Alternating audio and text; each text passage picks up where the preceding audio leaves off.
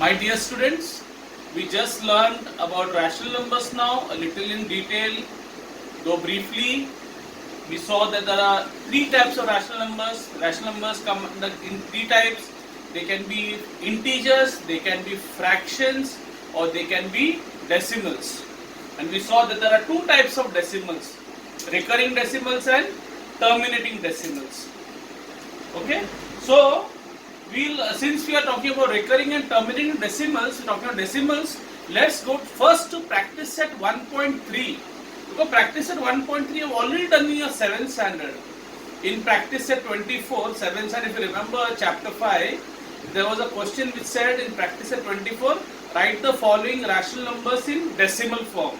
Here also, practice set 1.3 of your 8th standard first lesson, 1.3, page number 4, also says that the question is the same. Write the following rational numbers in decimal form. This will give us a clear idea or like a recap of what do we mean by recurring decimals and terminating decimals. We'll learn as we do these sums.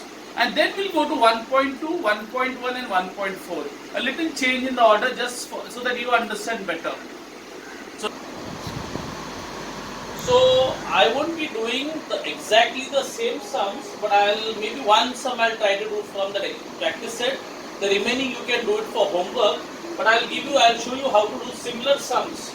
So let's say for example, we are now doing, as I said, practice set 1.3, but these sums are not exactly from the set, but they are similar to it. As I said, the actual set you will have to do it for homework, or you can do it for practice, as the word says practice set. So let's say I have a number. For example, as I told you, there are two types of decimal, terminating and recurring decimals.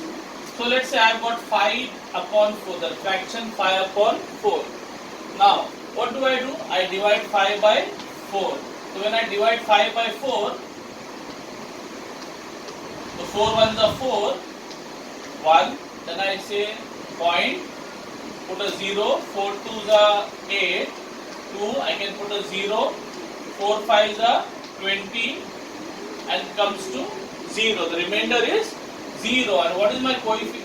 1.25. So 1.25 is a terminating decimal. Why? Simply because the remainder came as 0. The remainder came as 0. Next, let me give you one more sum just for this. Or say, let's say I have a sum where I have got 3 divided by 8. 3 divided by 8. So 3 goes inside, the numerator goes in, 8 outside. I write 0 point and I put a 0 because 3 is less than 8. I have to put a 0 there and I have to put a decimal and put a 0. 8 3s is 24. I get 6 and I can put a 0. 8 7s is 56. Again I get 4 remainder and I can put a 0. Then I say 8 5s is 14. So my answer comes as 0.375, and since the remainder is 0, I say this is a 0.375 is a terminating decimal. Why? Because the remainder is 0.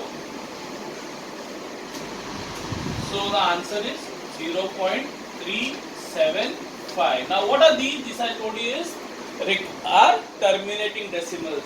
Now let us see what are recurring decimals. When do I get a recurring decimal? So let's take a simple fraction to begin with. This is terminating. Why? Because the remainder is 0. Now we go to recurring decimals.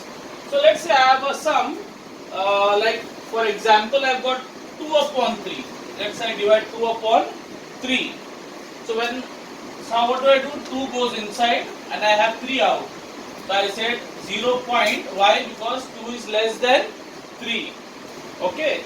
So 3 6 becomes 18. 3 6 becomes 18. Put a 2. Then I have to put a what? 0.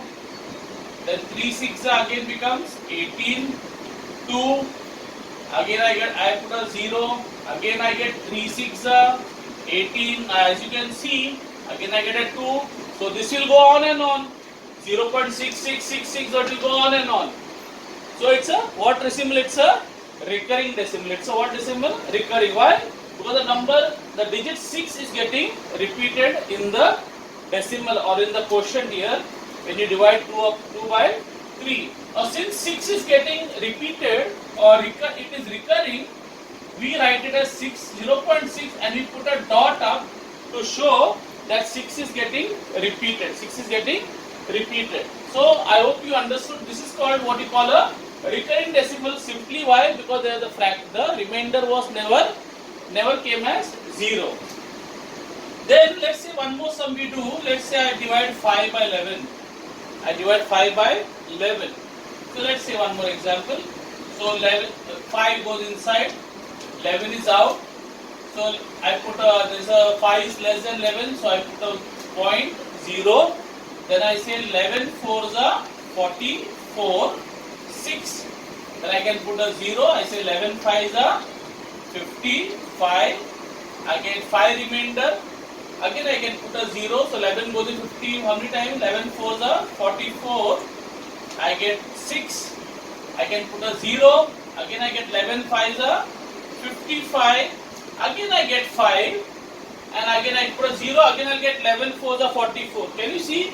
Here the number of digits 4 and 5 are getting repeated, or 45 is coming again and again. So as I continue, can you see that this remainder is not coming as 0? Why? Because this is a recurring decimal. In a recurring decimal, remainder will never be 0. The digits will keep recurring, will keep repeating. So as you can see, 45 is getting repeated. So if I want to write this as the answer here in the decimal form, as the question is asking of you, so 0.45 is getting repeated. So I say 0.45, but here since there are 2 digits which are getting repeated, I have to put a bar. So I put a stroke above it or a bar above it to say that 45 is getting repeated. So writing 0.45, 45, 45, 45. Okay. I hope this is clear, my dear students. I'll give you one good example which is from your textbook, practice at 1.3, the second question. The second question is 12 upon 42. So the second question I am solving from your textbook, 12 upon 42. Now to make our life easy, see we don't want to make our life miserable. So what do I do? Since 12 and 42 they can be simplified, instead of dividing 12 or 42 directly as the book is saying, what I will do is I will first simplify. 3 4s are, I'll say this table is going in, so let's say 6 2s are and 6 7s, 6 2s are and 6 7s are. So my fraction is getting simplified, 2 upon 7. Now I start dividing it. Okay, so 2 will go inside, 7 will be out. Now let's see. This it's very interesting. I put a point 0. 7 2s are 14, 6 0. Then I get 7 8s are 56. Then I get 4. I put a 0. 7 5s are 35. Put a 5 0. Then 7 7s becomes 49. I don't have space. I'm running out of space. 1 I am getting. So I put a 0. Then I get 1.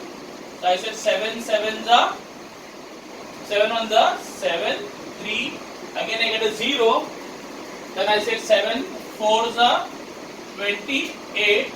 I end with 2. I can put a 0 here and I can go on to the division. But can you see you are getting 20 here? In the beginning also you are 20. You are ending also with what? 20. That means after this again I'll get 7 2s are 14. So again it will start from 2. So the answer will be 0.285714. Again it will come 285714. So it will go on and on.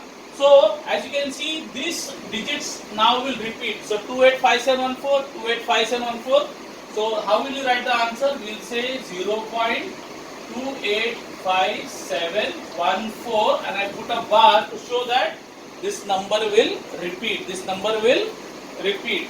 So sometimes it will not be easy. The digits may recur after a long time. Like in this case, after 6 digits, the thing they started recurring. So sometimes it will recur in 1 or 2 digits. Sometimes it may recur after 6 digits. Okay. Thank you, boy. You can do the remaining sums for homework.